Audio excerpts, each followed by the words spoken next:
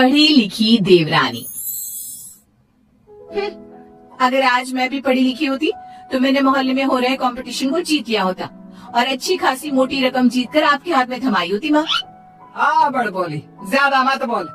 जितना तेरा कद है ना उससे भी 50% कम बोला कर। इस घर में ही क्या, हमारे खानदान में किसी भी औरत को पढ़ने की इजाजत नहीं है।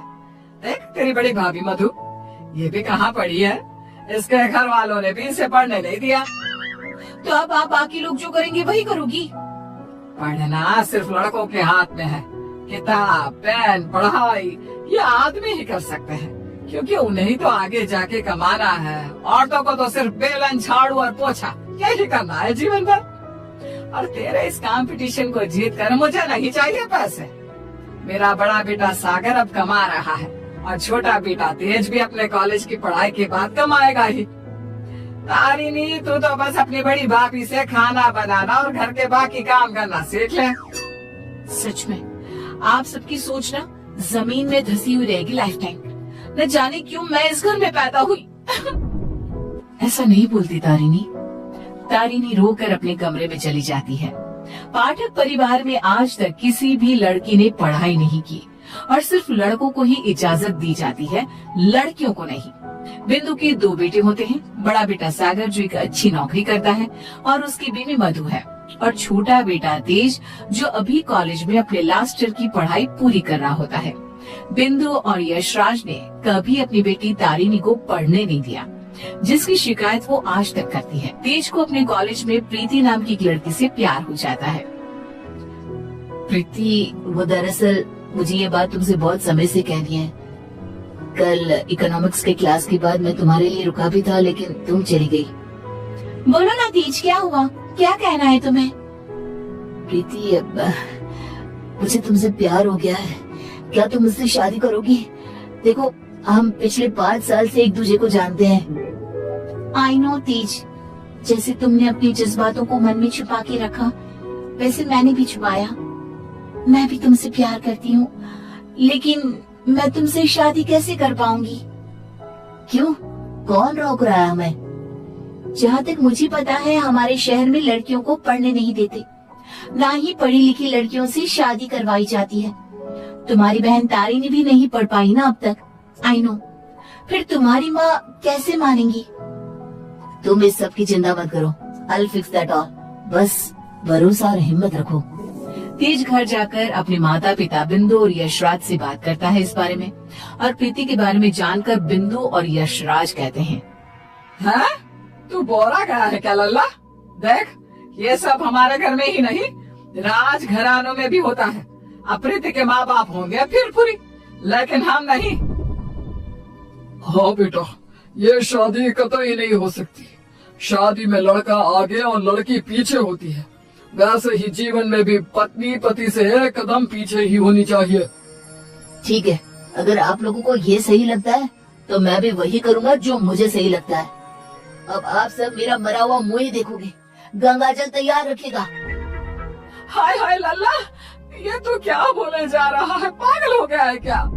तेज अपनी जिद से पीछे नहीं हटता और वो पूरे 1 महीने तक बिंदु, यशराज और अपने बड़े भाई सागर को मनाने में ही लगा रहता। तब कहीं जाकर कुछ महीनों बाद वो सब राजी होते हैं और कॉलेज की पढ़ाई खत्म होते ही 1 साल बाद तेज और प्रीति की शादी हो जाती है। लेकिन बिंदु, यशराज और सागर अब भी इस शादी से थोड़े से नाखुश ही होते हैं। जब घर के सभी आदमी खाना खाने बैठते हैं तब प्रीति भी उनके साथ खाना खाने के लिए बैठती है। तभी अरे ओ कल की अंधी, पागल हो गई है क्या? अरे माना कि तुम एक पढ़ी लिखी लड़की हो, लेकिन इसका मतलब ये तो नहीं ना कि घर के और ससुराल के तौर तरीकों का पालन भी ना किया जाए। खाना पहले घर के आदमी खाते हैं और फिर औरतें खाती हैं, दोनों एक साथ नहीं बैठे, समझ गई? लेकिन मम्मी जी, ऐसा क्यों? मेरा मतलब खाना तो सबका एक ही होता है ना, तो सब अलग अलग बैठकर क्यों खाए? प्रीति, तुम चलो ना रसोई में, चलो, सबके लिए कटोरी में खीर परोसती है। लेकिन मधु दीदी। प्रीति, माँ और मधु जो कह रही है वो सब सुनो। तेज, अपनी बीवी को कुछ समझाओ।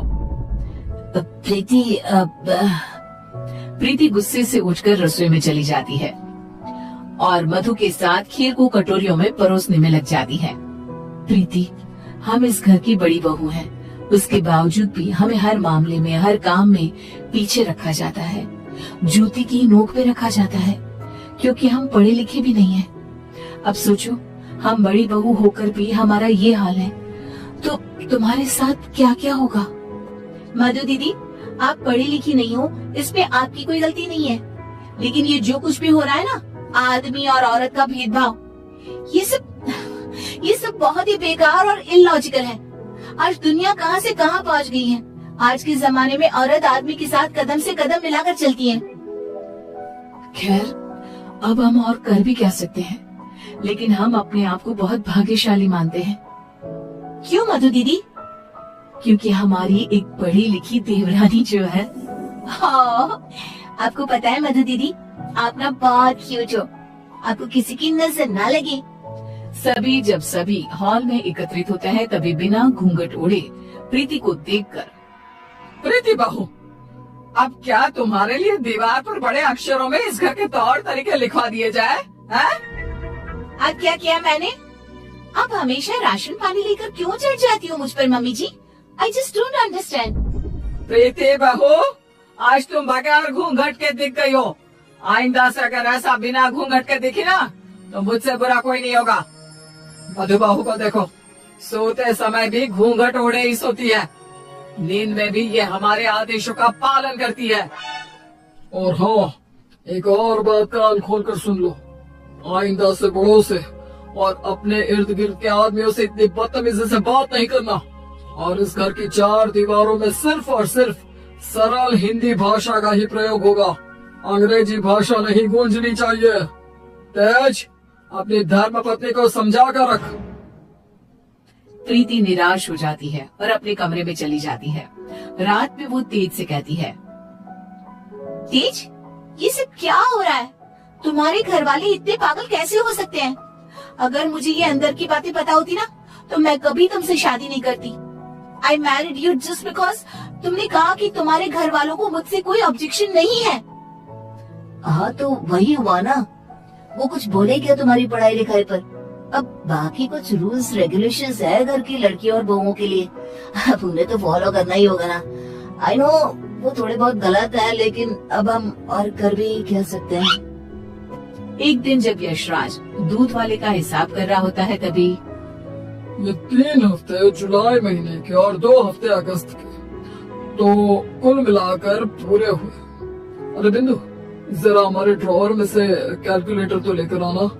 जी अभी लाती हूँ। बिंदु कैलकुलेटर लाती है और तभी प्रीति भी वहाँ आती है और यशराज को हिसाब करते देखती है। ओफो, ये कैलकुलेटर चल क्यों नहीं रहा? मैं हिसाब कैसे करूँगा? 5 हफ्तों का हिसाब मिलाया जाए तो वो बनते हैं 680 रुपए, क्योंकि हमने 3 रविवार और 4 मंगलवार को दूध नहीं लिया था रघु भैया से, तो उस हिसाब से ये हिसाब बनता है। मैंने अपने माइंड में ही 1 मिनट में कैलकुलेट कर दिया है। प्रीति बहू, तुझे 1000 बार कहा है ना, रसोई में ही रहा कर। अरे आदमियों के काम में क्यों हर बार अपनी टांग अड़ाने आ जाती है? आइंदा से ये हिसाब किताब वाले काम में तू बिल्कुल भी ध्यान नहीं देगी। चल दफा हो यहाँ से। अब न जाने कौन सी घड़ी थी वो जब तेज को इससे प्यार हुआ। बेवकूफ है हमारा बेटा। इस तरह फिर से प्रीति को चुप कराकर रसोई में भेज दिया जाता है। कुछ दिनों बाद प्रीति जब बाजार से घर लौटती है, तब वो घर पर सबको मधु पर चिल्लाते हुए देखती है और मधु बेचारी फूट फूट कर रोई जा रही थी। सब तुम्हारी गलती है, तुम्हारी वजह से ही मैं बाप नहीं बन सकता कभी। पता नहीं क्यों आई तुम मेरी जिंदगी में। पनौती हो तुम, पनौती। लेकिन सागर जी, डॉक्टर साहब ने कहा है कि आपके अंदर कुछ मेडिकल इश्यूज है, जिसकी वजह से आप कभी बाप नहीं बन पाएंगे। अब इसमें हमारी क्या गलती है? अरे मधु, ज्यादा ऊंची आवाज से बात मत कर। वही तो। प्रीति से अपना गुस्सा कंट्रोल नहीं किया जाता और वो तुरंत अंदर आकर चिल्लाती है, बस, आप सबको ये क्या हो गया है? जब डॉक्टर ने कहा है कि कमी सागर भैया में है, तो मधु दीदी को क्यों सुनाना? वो क्यों सहे? सारे ताने, सारी डांट, सारी गलती मधु दीदी की कैसे हो गई? मास्टरनी, तू तो चुप ही रहा कर। वो कहते हैं ना, एक गंदी मछली पूरे तालाब को और बाकी मछलियों को खराब कर देती है। तू ना वैसी ही है।